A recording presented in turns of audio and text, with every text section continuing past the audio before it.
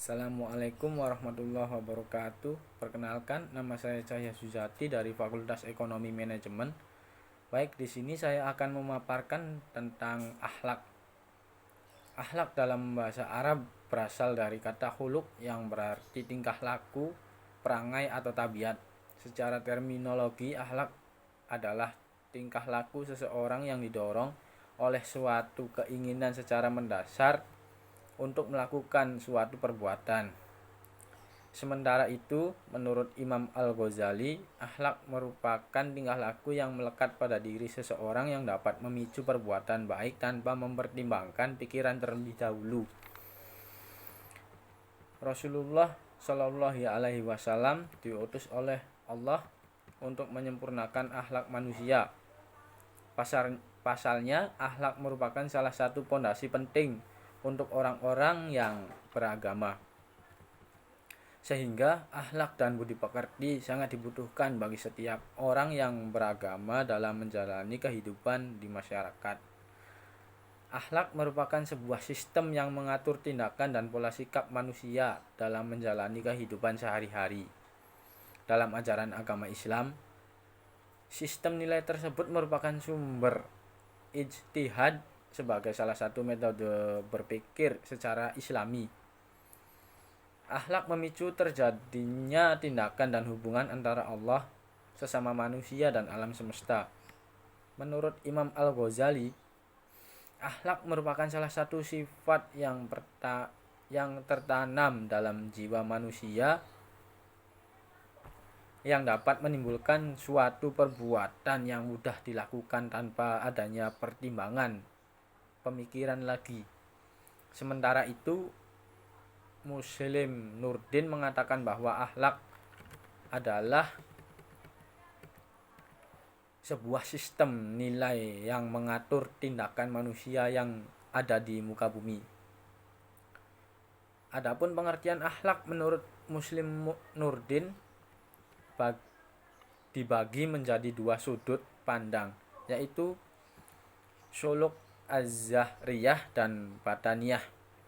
Suluk az-zahriyah merupakan suatu cara pandang yang memperlihatkan hal-hal yang tampak di dalam diri seperti tutur kata, tingkah laku, dan watak. Sementara itu, menurut sudut pandang bataniyah, akhlak adalah ilmu yang membahas sebagai masalah yang dihadapi manusia terkait dengan hal-hal yang bersifat kejiwaan. Menurut Islam, macam akhlak ada dua, yaitu akhlakul karimah, akhlak terpuji, dan akhlakul majmumah atau akhlak tercela. Baik, berikut definisinya. 1. Akhlakul karimah. Akhlakul karimah atau disebut dengan akhlak yang terpuji merupakan salah satu golongan macam akhlak yang harus dimiliki setiap umat muslim. Adapun contoh macam akhlak tersebut diantaranya sikap rela berkorban, jujur, sopan, santun, tawakal, adil, sabar, dan lain sebagainya. Sebagai umat muslim, sudah seharusnya kita selalu menjaga akhlakul karimah dan menjalani kehidupan sehari-hari. 2. Akhlakul majmumah. Akhlakul majmumah atau akhlak tercela merupakan salah satu tindakan buruk yang harus dihindari setiap manusia. Hal ini harus dijauhi karena akhlakul majmumah dapat mendatangkan mudarat bagi diri sendiri maupun orang lain.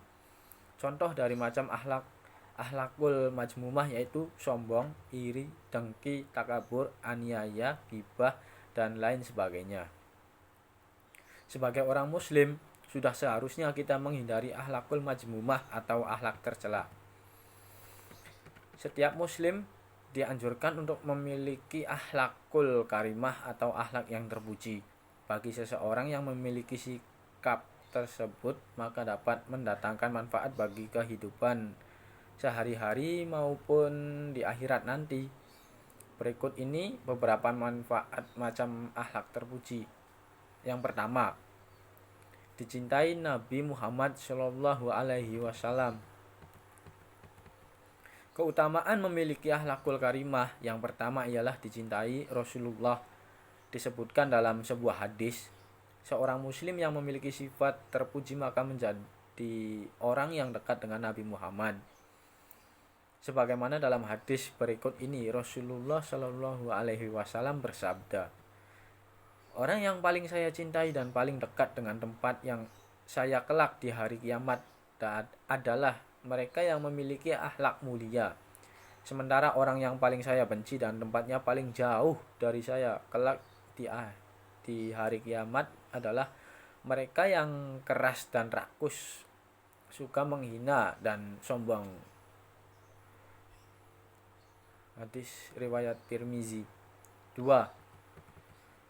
Berat timbangannya di hari kiamat. Seorang muslim yang memiliki sikap akhlakul karimah di hari akhir kelak akan diselamatkan oleh Allah Subhanahu wa taala.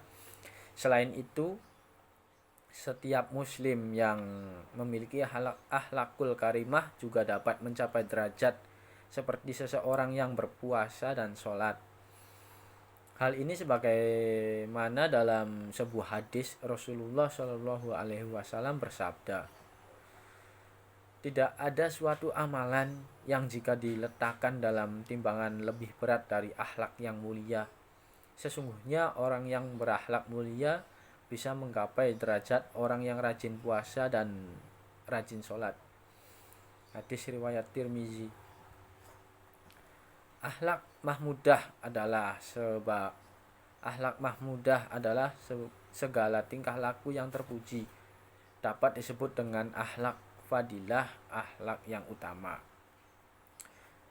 Keutamaan akhlak mahmudah yaitu perbuatan yang baik merupakan akhlak karimah yang wajib dikerjakan. Akhlak karimah berarti tingkah laku yang terpuji, yang merupakan tanda kesempurnaan iman seseorang kepada Allah. Akhlak al-karimah dilahirkan berdasarkan sifat-sifat yang terpuji. Akhlak yang baik disebut dengan akhlak mahmudah. Pandangan Al-Ghazali tentang akhlak yang baik hampir senada dengan pendapat Plato yang mengatakan bahwa orang adalah orang yang dapat melihat kepada Tuhannya secara terus-menerus. Al-Ghazali memandang orang yang dekat Allah adalah orang yang mendekati ajaran-ajaran Rasulullah yang memiliki akhlak sempurna. Pengertian akhlak majmumah. Akhlak majmumah ialah perangai atau tingkah laku yang tercermin pada diri manusia yang cenderung melekat dalam bentuk yang tidak menyenangkan orang. Dalam beberapa kamus dan ensiklopedia dihimpun pengertian atau buruk sebagai berikut. Rusak atau tidak baik, jahat, tidak menyenangkan, tidak elok, jelek. 2.